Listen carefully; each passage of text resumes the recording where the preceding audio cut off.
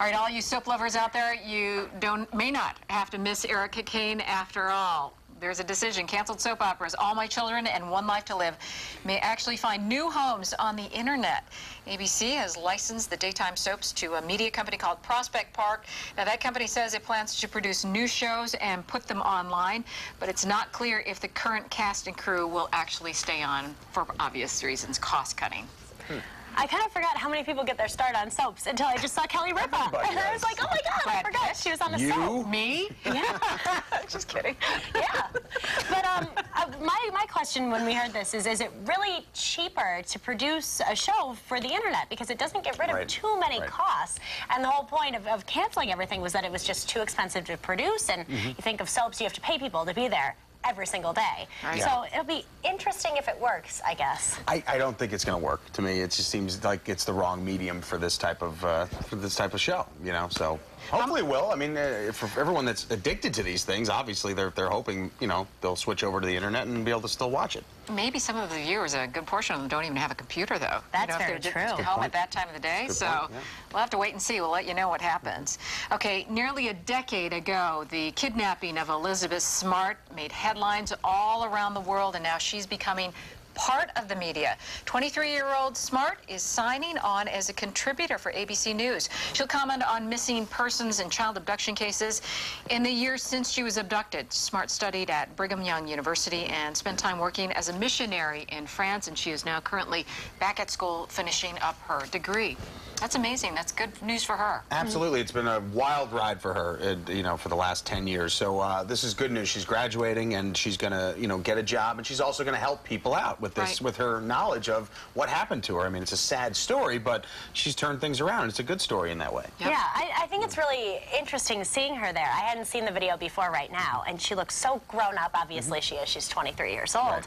And I know some people have been worried about her taking this job, and maybe it's going to be difficult for her discussing things like that. But I think she looks like a very strong girl, and I think she'll do well. And very well spoken. The times, I mean, at least in my opinion, we were discussing that. During the sentencing, afterwards, she came out and spoke to the media, and she was just so well poised, so smooth, and she was very deliberate in her statements. So I'm very impressed with her. I wish her much luck. Not that she'll be listening to me. Okay, if your children broke the law, here's a question. Would you actually turn them into police? One mother did. That's what this lady did in Michigan. While the mother, whose name is Kizzy, was watching a news report about a mob looting at a gas station, guess what? She recognized a couple familiar faces in the surveillance video. They were her 15-year-old son and 13-year-old daughter. When Kizzy actually confronted her kids, they admitted it, and then she turned them over to police. This is not the kind of kids that I'm raising to do stuff like this. And I feel like, you know, I put all my hard work and energy into my children, and for them to go out into the community and do things like that is just not acceptable. Well, it seems Kizzy might be starting a trend, because now the parents of other looting children in that robbery have also turned them over to police. And you know what? That's exactly what my mother told me. When we were younger, she would tell my brother and I, you commit a crime, and I know it, you're going right to police. I'll take that a step further. A friend of mine, when we were 12 years old, living in New York City, bored to death one summer day, decided to make water balloons and then throw them from the 10th story of our apartment, and we littered the entire block for hours that day. Hurt somebody. People were pointing, and we were really just, you know, bad. All of a sudden, police show up. My friend's mom had called the police. They put us in a patrol car. We were crying. This is New York City, you know, mid-'80s. We're sitting in a police patrol car, just bawling out, you know, in tears, watching, you know, my buddy's mom talk to the police.